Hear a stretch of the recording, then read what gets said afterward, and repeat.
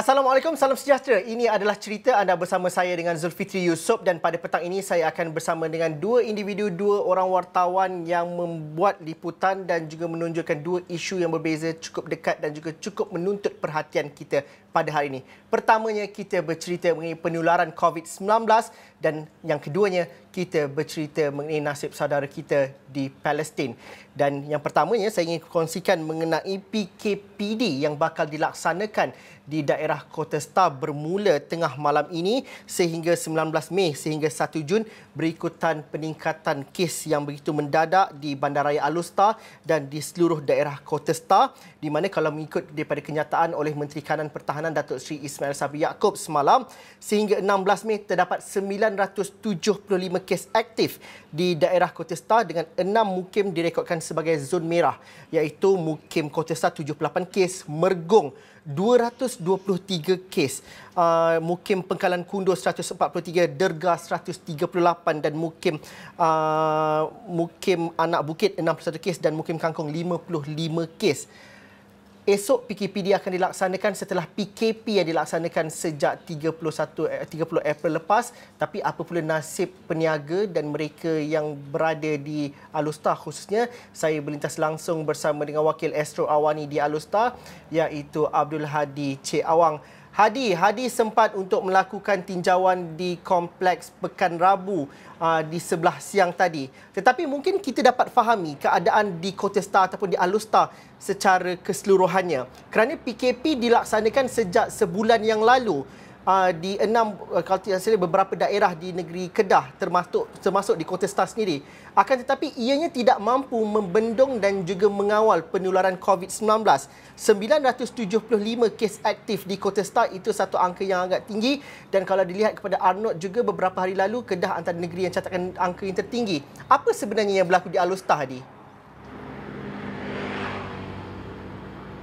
Okey, terima kasih Zul di studio. Dan seperti maklumkan Zul, sebenarnya Kedah ataupun 5 daerah di Kedah, iaitu daerah Kota Star, daerah Kuala Muda, daerah Bandar Baharu, daerah Kulim dan daerah Baling telah dikenakan perintah kawalan pergerakan PKP, ketika daerah-daerah lain di Kedah dikenakan perintah kawalan pergerakan pemulihan PKPP bermula 1 Mei lalu.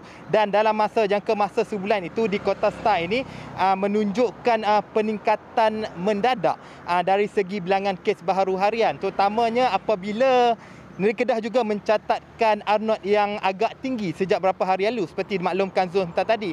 Dan sudah pastinya apabila PKP dilaksanakan pada awal Mei lalu, beberapa kelonggaran telah diberikan terutama kepada sektor ekonomi untuk masih lagi beroperasi. Dan sudah pastinya berkenaan dengan PKP itu, selain pada sektor ekonomi dibenarkan beroperasi, beberapa kelonggaran lain turut diberikan, terutama kebenaran untuk individu datang ke masjid-masjid dan sebagainya. Dan sebentar tadi saya sempat menemu bual Menteri Besar bertanyakan kluster paling banyak sebenarnya di mana dicatatkan dan memungkinkan daerah Kota Star ini dilaksanakan PKPD. Dan menurut MB Kedah sebentar tadi, beliau menjelaskan bahawa kluster yang mencatatkan bilangan tertinggi sejak kebelakangan ini adalah kluster membabitkan institusi keagamaan, terutama melibatkan ketidakpatuhan prosedur operasi standard di kawasan-kawasan masjid, surau dan sebagainya. Seperti dimaklumkan sebelum ini, kluster di Relau Bandar Baru juga berkait rapat dengan institusi keagamaan. Kluster di Kota Star ini, Bayan Cenderawasih dan berbagai lagi kluster juga dikaitkan dengan institusi keagamaan. Dan di Kubang Pasu juga kluster Dah Masuri juga dikaitkan dengan institusi keagamaan.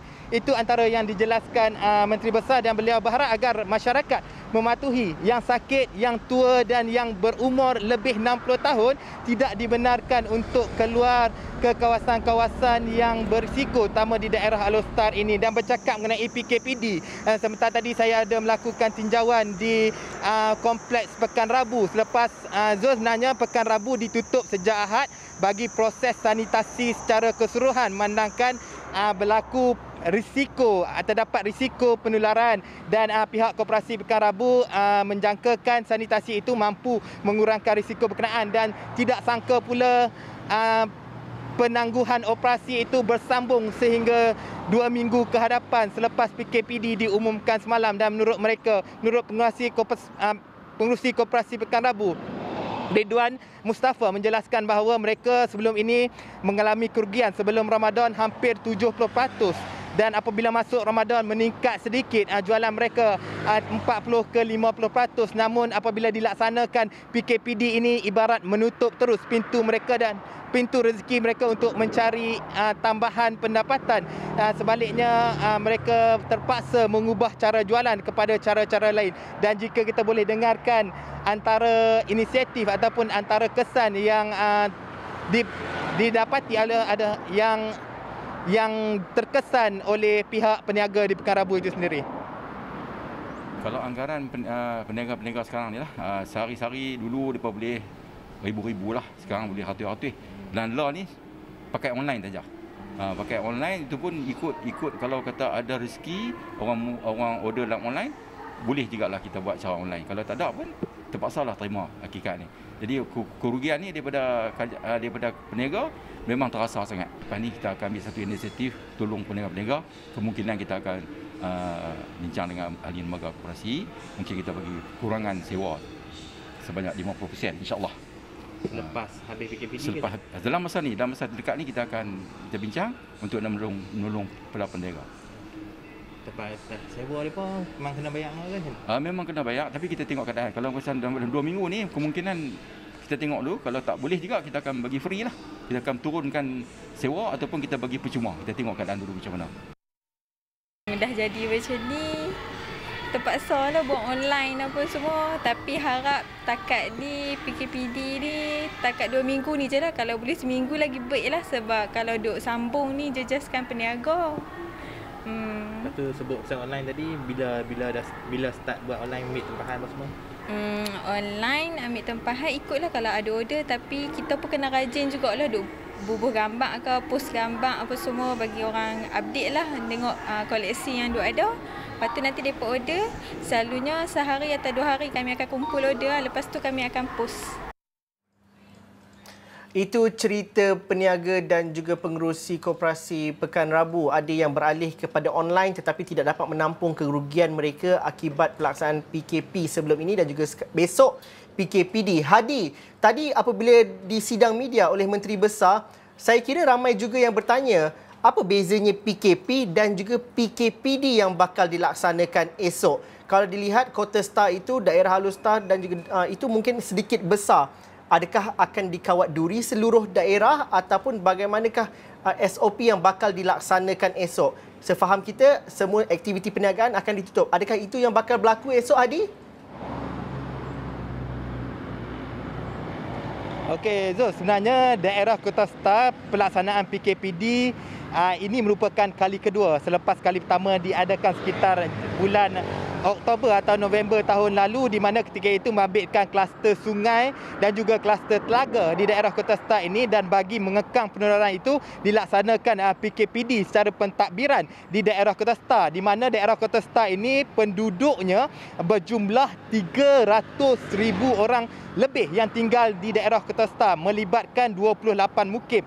Dan berkenaan dengan pemantauan ataupun operasi daripada pihak keselamatan, tidak diadakan kawat duri dan sebagainya, Zul, sebenarnya. Tapi pemantauan berterusan ataupun pihak berkuasa akan memperketatkan kawalan, terutama melibatkan SJR dan penutupan jalan di beberapa sempadan daerah, terutama daerah Kota Star ini bersempadan dengan daerah Pendang, bersempadan dengan daerah Padang Terap, bersempadan dengan daerah Yan dan juga bersempadan dengan daerah Kubang Pasu. Itu antara sempadan daerah yang dimiliki oleh daerah Kota Star ini sendiri. Dan pihak polis akan mementingkatkan kawalan, terutama melibatkan pasukan peronda, pasukan pemantau yang berada di kawasan-kawasan jalan yang ditutup, serta pasukan petugas yang berada di lokasi SJR. Itu berkenaan dengan sektor penguatkuasaan oleh anggota keselamatan. Berkenaan dengan operasi perniagaan pula, dimaklumkan Menteri Besar tadi, peniaga sebenarnya dibenarkan untuk beroperasi, tetapi peniaga berkenaan terlibat dengan sektor keperluan perlu seperti peniaga-peniaga kedai makan, peniaga kedai runcit dan peniaga kedai ubat-ubatan, jelas beliau. Dan menurutnya, tetapi kebenaran itu haruslah bersyarat di mana mempunyai had masa, iaitu paling lewat sekitar jam 8 malam dan juga paling awal sekitar jam 6 petang perniagaan mereka harus ditutup. Dan ada satu lagi penambahan SOP ataupun penambahbaikan SOP melibatkan PKPD di daerah Kota Star ini, di mana petugas barisan hadapan dan juga petugas yang berada pada sektor perlu ataupun essential service dibenarkan keluar atau masuk dari kawasan PKPD ini, tetapi individu berkenaan haruslah mendapatkan kebenaran daripada pihak PDRM serta perlu menjalani swab test RTK antigen, iaitu satu ujian calitan yang perlu dilakukan. Dan apabila individu berkenaan, petugas barisan hadapan berkenaan tiba di SJR, perlu menunjukkan keputusan swab test itu sebelum dibenarkan untuk keluar atau masuk dari ataupun ke dalam daerah Kota Star itu sendiri. Itu antara beberapa penambahbaikan SOP yang diperkenalkan bagi pelaksanaan perintah kawalan pergerakan diperketat di daerah Kota Star ini sendiri, Zul. Hadi mengatakan bahawa ini bukan kali pertama Kota Star dilaksanakan PKPD selepas akhir tahun lepas, dan ianya sudah pun dalam fasa perintah kawalan pergerakan. Sepatutnya lebih tinggi dan lebih cakna pematuhan SOP di kalangan masyarakat, tetapi penularan kes masih lagi berlaku. Apa yang kita cuba memahami bagaimana keadaan masyarakat di bawah sana dalam pematuhan SOP dan juga betapa sedarnya mereka bahawa mereka dalam keadaan yang cukup bahaya akibat penularan COVID-19 ini, Hadi. Kalau Hadi dapat rungkaikan dan juga dapat kongsikan bagaimana pematuhan SOP dan juga sentimen masyarakat di Alustar, di Kota Star khususnya. Adakah mereka sedar bahawa mereka dalam situasi yang cukup getir pada ketika ini? Okey, sebenarnya Zul, nak dikatakan kesedaran masyarakat itu berada pada tahap yang tinggi, terutama di Kota Star itu tidaklah begitu tinggi, memandangkan setiap hari, boleh dikatakan setiap 3 hari sekali ada kluster baru yang muncul di daerah Kota Star ini, dan itu sudah pastinya menunjukkan kadar kepatuhan itu sendiri agak berkurang. Dan seperti dimaklumkan Menteri Besar tadi, sebenarnya SOP yang ditetapkan itu sudah jelas, sudah begitu jelas kepada masyarakat untuk dipatuhi, tapi ada kalangan mereka yang melanggari arahan berkenaan, terutama melibatkan apabila ada surau yang dihadkan jumlah masuk ke dalam jumlah yang berlebihan. Ada kalangan surau juga tidak memiliki scan dan sebagainya. Dan penganjuran Bazar Ramadan hari itu sendiri sudah menunjukkan satu Bazar Ramadan telah ditutup apabila ketidakpatuhan SOP berlaku, di mana tiada amalan ataupun pintu keluar dan masuk, tiada alatan untuk scan MySejahtera dan sebagainya. Itu antara pelanggaran yang dilakukan oleh masyarakat sekitar, dan itu sudah pastinya memungkinkan mengapa PKPD perlu dilaksanakan di daerah Kota Star ini bagi mengekang. Hari ini saja 236 kes baru di Kota Star bagi mengekang perkara itu daripada terus meningkat dan terus meningkat pada masa akan datang. Dan berkemungkinan apabila PKPD ini dilaksanakan macam PKPD lepas lalu menunjukkan perubahan positif dalam masa 1 minggu ataupun 10 hari saja, diharapkan PKPD ini dapat menunjukkan keputusan sama seperti PKPD lalu, Zul. Hadi, terima kasih berlintas langsung bersama dengan kita. Hadi pun dan juga rakan-rakan di sana minta jaga diri kerana keadaan dan juga penularan begitu merebak sekarang. Terima kasih Hadi kerana sudi bersama dengan kita. Hadi, kita nampak bersolidariti juga bersama dengan saudara-saudara kita di Palestin. Kita bercerita mengenai solidariti kita untuk masyarakat di Palestin juga. Selepas ini kita berhenti rehat seketika dahulu.